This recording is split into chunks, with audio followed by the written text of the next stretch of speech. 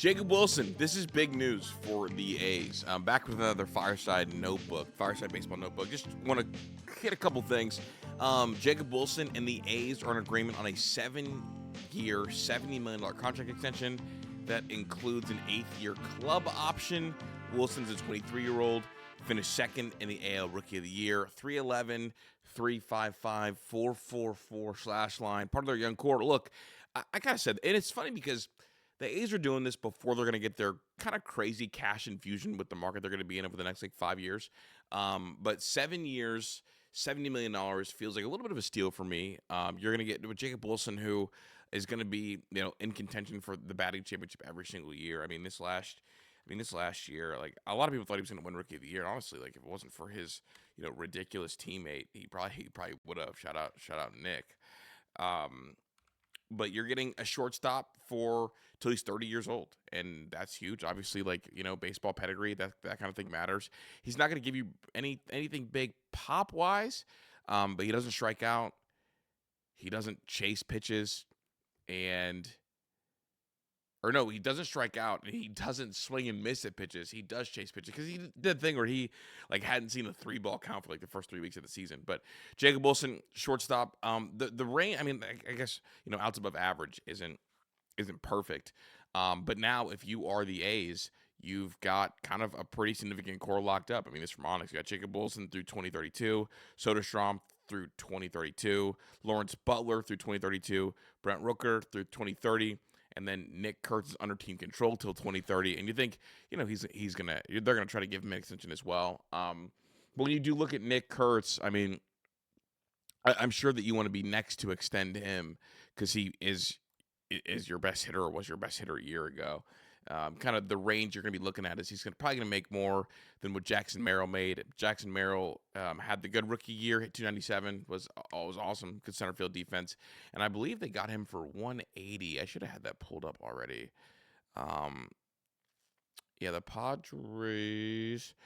Padres gave him 9 years to 135, so a lot less, and he'll hit free agency again in his age 31 season. So, I guess the fact that Nick Kurtz is a little bit older at the time of, starting, got him locked up to 2030, that's a win. The Jackson Merrill contract is really just past our 1, 2, 3, 4, 5 year extension with a 6-year club option. So, really, these guys want to hit the market again as 30-year-olds because you're able to really get paid. Right, it's all about getting paid that second time around. So shout out to the A's. This how you have to do it. In today's market, you got to kind of build this young core, this young nucleus, and Jacob Wilson is likely going to be a good leadoff hitter for the foreseeable future. So happy for the A's to get that done. I saw this one of note to me, at least. ESPN released their own prospect rankings the other morning, and Lombard came in at number 20 with a comp of Willy Adames as the shortstop of the future. 20 years old, which still super young, probably about 2 years away for Yankees fans, but he's going to be the guy that's mentioned in a lot of these trade talks. If you want a superstar, are you willing to throw him in? I didn't really get a ton of Willy Adames, but he's someone that, keep an eye out this year to see if they look to move him, because if they don't move him this year for a superstar, my guess is they won't ever move him because then he'll be way too close to the major leagues to kind of get it going. A team that to be better offense. A team that I put in line with the A's in terms of how they should be building things out. This is it, and it is funny they feel like they have to come out and talk about money's not the problem with them. But we're gonna play this. This is Chris Antonetti, the Guardians general manager, president of baseball operations. We were not good enough last year offensively. And so our belief, though, is that we can get better and will get better through the players that are within the organization. And we've had choices to make this offseason about what do we do. As I've shared, the reality, we all know in the current Major League Baseball economic system, we are not in a position to compete for top free agents. So we have to think about alternate ways of building teams. And when we went into the offseason, we had to make some decisions. And we feel that we are best served and can get the best offense and best team production by giving opportunities to the young players that are here.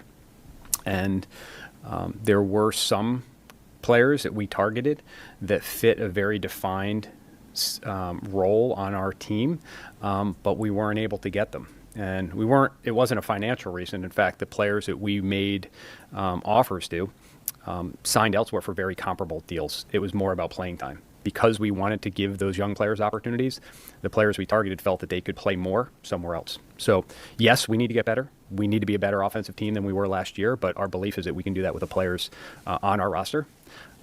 If that proves not to be correct, I think we've always had the flexibility to address needs during the season. And if that's the way the season shakes out, then I'm confident we'll have the resources to improve the team at that point. The Guardians made the ALCS 2 years ago, and obviously they won the division a year ago in crazy fashion. They then opted not to spend. Now, look, I think that two things are happening here. I think that some teams across the league, some ownership groups, are asking owners to prepare for a potential work stoppage. The other side of it is I think that the Guardians are being sold here in the next couple years to Blitzer, who is going to make them a very, very rich owner. And Chris Antonetti is kind of doing things the right way. Kind of look like we're going to get an influx of cash maybe here soon, or maybe the way that, the league is structured in terms of paying players, maybe that could change. So right now, I want to grind out these young guys, see what we've got. I mean, we spent the number 1 overall pick on Travis Bazzana, who I think they did that because they were being cheap, and he's like less slotted money than a guy like Nick Kurtz, Caglione, or Condone. But Condone isn't very good right now anyway. But maybe he'll be up a little bit later. But Manzardo, young player last year, they finally got him some reps. And he looked really good, obviously, hitting some big spots, and has like the longest home run off Paul Skeens in Paul Skeens' career. They've got young bats, and so like the thought process is, okay, look, like our hitting development has been an issue, but we think this year we could see a couple of these bats pop off, and we were able to win last year with pretty spotty offense because our pitching development's been really good. So I don't fault this mindset at all. But I do think generally speaking, like a lot of teams are having the approach, okay, let me prepare for the work stoppage a year from now, and because of that, we're not going to get even the normal amount of mid-tier spending from the Guardians. But I do like this approach for them. They do have a lot of young players. Now, I hope that they give those young players at bats. 2 to keep an eye on, Chase DeLauder, watch him this spring. He's going to be a guy that I do a video about for this channel. And then Bazzana, interested to see where he slots. Because right now they do have 2 middle infielders that played a lot last year, Rocchio and Arias. So the Guardians are in a unique place. Going to be one of the more young, really up, really down teams this year. I love this. NBC is hiring former Yankee Anthony Rizzo as a studio analyst as the network returns as a major MLB broadcaster in 2026. Love that. Huge. Love Riz. Love Anthony Rizzo. Obviously, like as a Yankees fan, he's like one of the guys that I was excited about. Even though he didn't really give you much power wise, breaking his finger and still not being an automatic out during the postseason, I thought was a plus.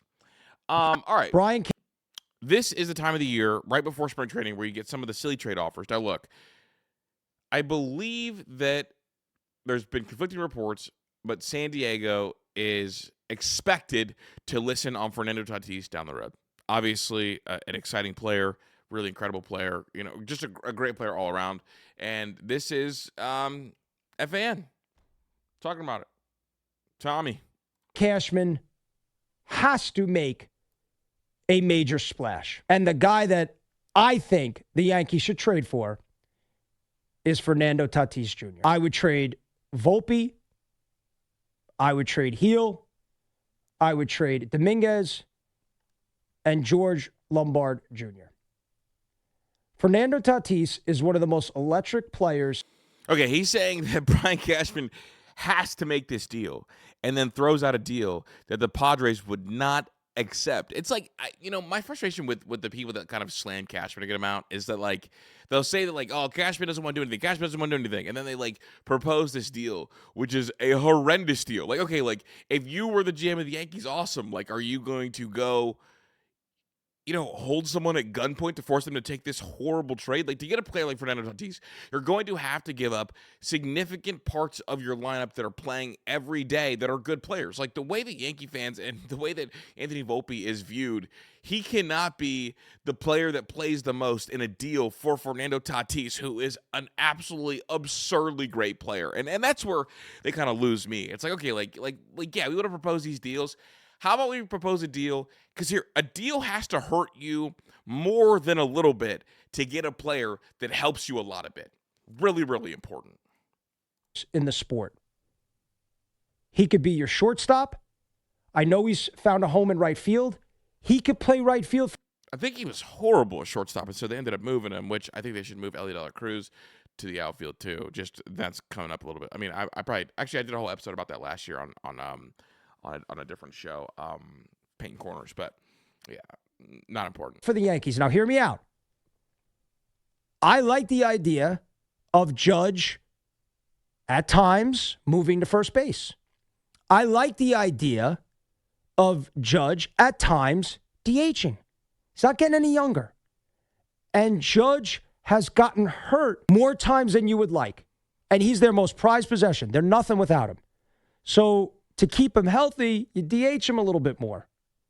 And Tatis, who's a terrific fielder, especially in the outfield, you could put him in right field. So if I'm Brian Cashman, I'm the Yankees, I would trade for Fernando Tatis Jr.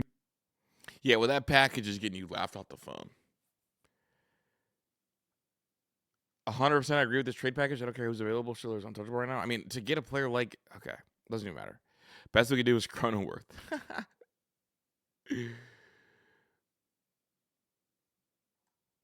Brian Cashman. Yeah, man, didn't BT and Sal, they're not there anymore. Paul Skeens. Things that matter. Pirates ace Paul Skeens will be watching Terry Skubal's arbitration very closely. Skubal, the defending AL Cy Young winner, wants $32 million this season with the season, while the Tigers aim to pay him only $19 million. This is a mess of messes, and he's right. This being the largest gap, the MLB is going to have to handle this very, very appropriately. And here's the thing. 19 is way too low if you're Detroit. Now, if you are, going 32 might be high. Whatever you think. I don't think 32 is high. I think 32 is probably pretty fair. But I know ARB numbers are generally a little bit lower. But no, Skubal and Skeens, look, there's going to be a work stoppage and at some point. And I know that the big thing's going to be like about payroll. But there is one thing, the players are going to want to win. If there's going to be a salary cap, which I don't think there will be, if there's going to be a salary floor, which I think there could be, if there is a salary cap at all, players are going to want this ARB thing to skew heavily in their favor. Like if you're going to cap us out, remove the ARB numbers from the salary cap and give us more fair compensation. Give us what the market would allow. Give us what the quote-unquote franchise tag would be. That is the good old NFL format. And remove that from the salary cap equation, because there is no way that we're going to keep doing this ARB thing where legs are going to be cut under us in terms of like how much money we should or could make, while also having a salary cap that's going to be used as a negotiation tactic for owners to pay us less. Point blank period. So yes, this Skubal case, while not the frontline story that a lot of people like, that maybe the Dodgers are in terms of spending, this is a significant story. So close attention to it. Oh, man, Mr. Suarez, still without a team? And Yankee World tweeted this, and I 100% right. I thought it was great. Suarez spends the rest of his career in Colorado, and there's a non-zero chance he gets to 500 bombs. Right now, he is at 325, just hit a damn near 50 a year ago, and is still in the open market. I mean, if he goes to Colorado and he's able just to smack spinning breaking balls a trillion miles, like, that would be outstanding. I mean, go to one of those launching pads. I mean, the A's, like teams like that. But again, a big year last year, and he is still available. I've seen that his market, the Red Sox won't go after him. That would be hilarious if they. I mean, I've heard his name floated with the Red Sox. I don't think he ends up there. I've read an article about maybe Seattle that as the number lowers, maybe could end up there. In fact, let's just look.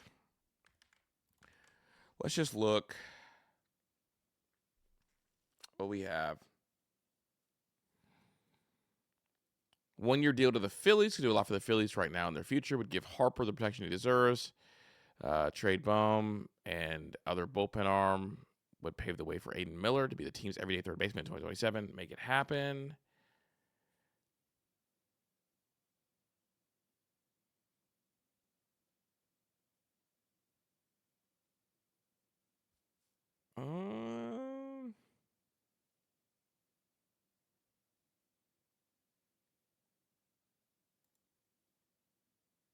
Baseman? Didn't they go get a guy? They need what? A third baseman? Didn't they go get a guy that people love in Seattle, and he loves Seattle, and he's still sitting on the free agent market named Eugenio Suárez? Why have there been discussions? Like, that seems like the most perfect, easiest fit of all time.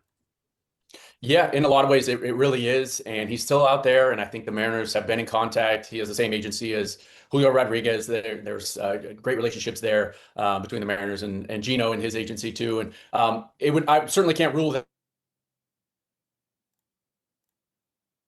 I certainly can't rule that to a short-term, probably a one-year deal. Gino is 34 years old, and then when we kind of dive into his numbers, yeah, he had a magical season, 52 home runs, including 3 in the postseason, and his grand slam in Game 5 of the ALCS will go down as one of the biggest swings in Mariners history, absolutely. And so, yeah, he checks all the boxes, third base, awesome clubhouse guy. He's been here. He knows what it's like to hit in T-Mobile Park. That said, and part of the Mariners plan from day one this offseason, they've been really open about this. They have a lot of really young, talented infielders coming up, knocking at the door right now. They don't. I guess I'm not super familiar with their farm system, because I mean it's one of those things like not that it feels exactly like Bregman and Belly, but it felt like one of those guys that like he was there for a year and he'll be back. So what is it? Mariners.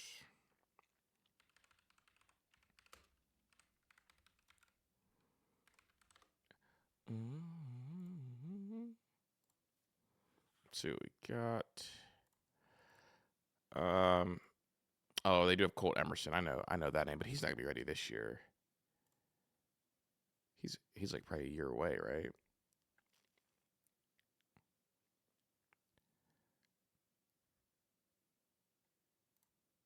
Unless I'm absolutely tripping. Let's see. Did he make his debut last year? So we find out. Sorry, guys. Just like an absolute.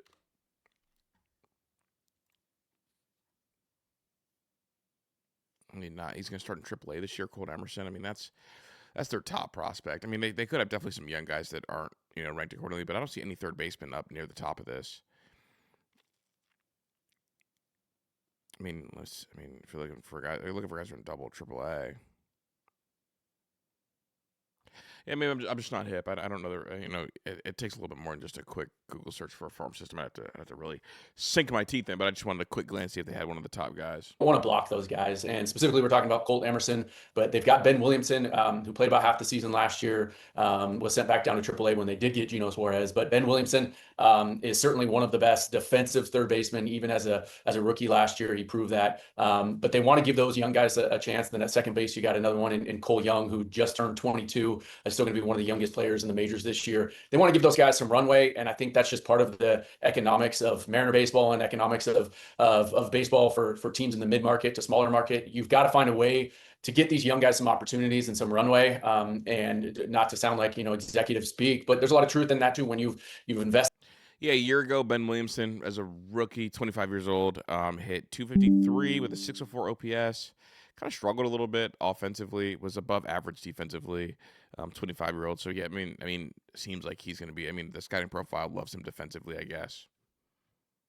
Invested a lot. You've invested first-round draft picks. You've invested a lot of time and resources in developing these young guys. At some point, they're showing you, hey, we're ready for a real opportunity. And I think Colt Emerson, first and foremost, top 10 prospect in the sport, has a chance to go win this third base job in spring training. Would not shock me at all if he's the top of Mariners camp by the time we get into mid-March, in part because the Mariners are losing a ton of guys to the World Baseball Classic. He's going to get a ton of at-bats in spring training to show what he can do. I think he's as mature as any 20-year-old the Mariners have had coming through here since Ken Griffey Jr., frankly, and maybe Alex Rodriguez. And he's that good. He's that mature. He's that advanced. And so I think the Mariners are really curious to see what he is. And if they sign Eugenio Suárez to a 2-year deal, 3-year deals, he would probably prefer, they feel like they're blocking maybe one of the best prospects in the entire sport. They need what? A third base? Yeah, Colt Emerson was the name I knew. I didn't think he was this close to being ready, but that'd be awesome. I mean, he's a kid that's from Ohio, so obviously like Phil, definitely a big fan of the Ohio players. But I thought he was a year away. But I know he played I thought he was a shortstop, but I mean, shoot, if you're a great shortstop, be a great, third baseman. So shout out to, I guess, Gino, just waiting on it. I hope that he does, stay in Seattle. Just 'cause I like that for him, but we'll kind of see how things go. All right. More Tommy talk on the Fan, talking about the Mets now, about this 1-2 punch. Now, with McLean and with Peralta, the Mets easily have one of the best 1-2 punch of any rotation in all of baseball. And when you look at the... You can see it in his eyes. He's struggling to believe this. And I've talked about this a little bit on one of my other shows. And it's like sometimes like when you get someone that is trying to push themselves to be a star, sometimes they go out of what got them there. And they're trying to, clip farm a little bit too hard. What I mean by clip farm is this was a part of a longer segment, right? And sometimes like you can feel yourself as a creator, like when you get into a zone, like you want to, produce a minute clip. And sometimes if you get way too lost in that and that becomes kind of your personality, becoming a clip personality, you end up saying stuff that could come back to really haunt you, or stuff that like people are looking at you like, okay, like, yeah, this duo is really exciting. The Mets have a really exciting duo. Peralta and McLean are exciting. But to crown them this early just feels a little bit irresponsible. But it's like, okay, the day after I trade on New York radio, how can I get so-and-so in his car, so-and-so in the taxi, really, really excited about this to make them want to come back? Well, let me just pump so much sunshine and so much happiness that they'll want to be back. And it's like, okay, like, I get what you're doing. The last week for David Stearns and the Mets, you add one of the best all-around hitters in baseball in Bo Bichette. Clutch, a gamer. You then trade for a legit center fielder, a guy with a huge ceiling, and his floor is 20 homers and 20 stolen bases in Luis Robert Jr. And now, it's funny because you use the quote, I guess the intro, the hook, one of the best, if not the best 1-2 punch in baseball, whatever. And then you say things that are true right behind it, and then you circle back to it. So it's like people can't hate your take for the full minute. They can, like, the first part can leave a bad taste. They can be like, oh, but you're right about that. And then you circle back to it. It's like, okay, he just said enough right stuff for like 40 seconds. The thing you have been looking for all off season, Met fans, my fellow Met fans, a bona fide, legit ace stud to put at the top of the rotation with Nolan McLean. Now, yeah, I think Peralta's a 2, but a really, really good 2 for that. I don't think they're one of the top 5 duo, 1-2 punches in baseball. I think that's a little bit a reach, but he didn't say top 5. He just said one of, if not the best, I believe is the phrasing he said.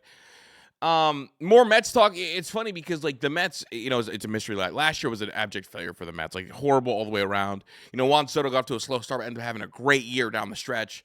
But they obviously missed the playoffs, and you're not supposed to miss the playoffs with that kind of payroll. And a lot of speculation on what was going on with the Mets. Why was it the case? And I thought this was fascinating. I just want to play it and give some general thoughts on it. A lot of questions about the temperature and temperament of your clubhouse last year. What do you think about your 2025 clubhouse? And do you feel there needs to be some, or has it already happened, some better coming together of Lindor and Soto, who are so clearly the cornerstones of what you're doing moving forward? We had a professional clubhouse. When you're winning, everything is... I am glad that the question about Soto and Lindor kind of having an icy relationship got asked just like directly head on. Fun. Everything is, you guys got the best team chemistry. Everything is perfect, right? And then you go through stretches where it's hard and you're not winning as many games. And I take responsibility for it because I think it became like a corporate clubhouse, where guys respected each other, but I don't think we celebrated each other enough. And I'm not sure if people start comparing 2024, that clubhouse with something else. You have Candelita there, who was a huge part of our success, and then we felt that 2024 was 2024. We got out of the gate winning a lot of games and, with the best record in baseball by the first week of June or something like that. And then, boom, we hit the wall. You mentioned Lindor and Soto. two very, very different guys. Soto is very business-like. He's just a guy that comes in, he's got his earpods on, going through his process. Lindor is more outgoing. For what you guys see on the field, where's the big smile, that guy that whether we win or lose is going to be the same guy. He cares. Obviously, they both care, but they're two different personalities. It's funny when Soto was in New York for the Yankees, it did feel like we got a lot of the smile, like we got the big personality, we got the kind of let's celebrate each other, and I do wonder if after the postseason and the way free agency went, and kind of some of the vitriol he was met with by Yankee fans, in terms of like the greed and how public some things were, in terms of like the contract negotiation. I wonder if like that kind of caused him to shell up and be businesslike, to feel like, okay, I have to go prove that I'm worth this $765 million contract. The other side of it is, for the Mets, I wonder if there's like a psychological game there, because they were being called off-season champs and they were kind of celebrating it. And I wonder if the fan base celebrating the offseason made the players on the team feel like we can't celebrate. We need excellence has to be the expectation here. So we can't celebrate every single little thing like we are, the Orioles are like one of those teams. And sometimes I do worry in baseball that like the act like you've been here before is a little bit too aggressive, and it kind of can take the joy and take the fun out of the sport. Because you could definitely see it. Like last year, the Mets were pressing, and it definitely was not as fun and electric as it was in 2024. And I think you do, need a sense of that. But once you push too far and go too far corporate, it feels like, okay, I can't celebrate my wins because my wins are the expectation. But at the end of the day, it is a game. And so I do think there needs to be more outward and less business-like in terms of emotion and stuff like that. You know what? I don't want to talk about the Dodgers today. So I'm going to leave those two Dodgers clips alone today. I thought this was good. If you think the level, this is from Table Setters, a baseball podcast, good podcast, a good Twitter account to listen to as well. If you think the level of talent in college baseball is impressive now, just wait, pay attention to these two stories. Number one, young Japanese players like Sato coming over to the U.S. to play college ball to avoid the posting system. Number two, the potential end of high school MLB draft eligibility, as Joe Doyle MILB wrote about. This is related to the thought that the MLB may further reduce the number of draft rounds. Some see that resulting in elimination of single A and new eligibility rules for the draft. Just imagine the influx of talent to college baseball if those two things are true. It would make it more like college football. You would get more talent because that is the most obvious direct lane. David Robertson announced his retirement after 17 years. Just very quietly, very good at his job for a very, very long time. And the last thing I want to hit is this. Julio Rodriguez will play for the Dominican Republic in the 2026 World Baseball Classic. It is official. This lineup is low-key nasty, high-key nasty. Julio Rodriguez, Juan Soto, Vladdy, Fernando Tatis, Ketel Marte, Caminero, Manny Machado, Yandy Diaz, and Geraldo Perdomo. And I believe that they will have Jose Ramirez. I don't know if he's playing or not. He just signed the extension, but I would assume he on the team as well. And if he does, he'd probably either DH or play third. I don't know. They'd probably shuffle some things around. And then Duvall's also pitching for the DR this year. So just really cool stuff. I'm excited. Me, Ryan, and Sam are gonna be doing all kinds of content once the World Baseball Classic kind of kicks off. So generally pretty excited. But anyway, thank you for all the support. Make sure you continue to like and sub. I do read the comments. I appreciate those really greatly. And I'll be around this weekend for some more Fireside Baseball Notebook. Also, gonna record with the guys at some point here pretty soon. Don't know when, but that will be coming.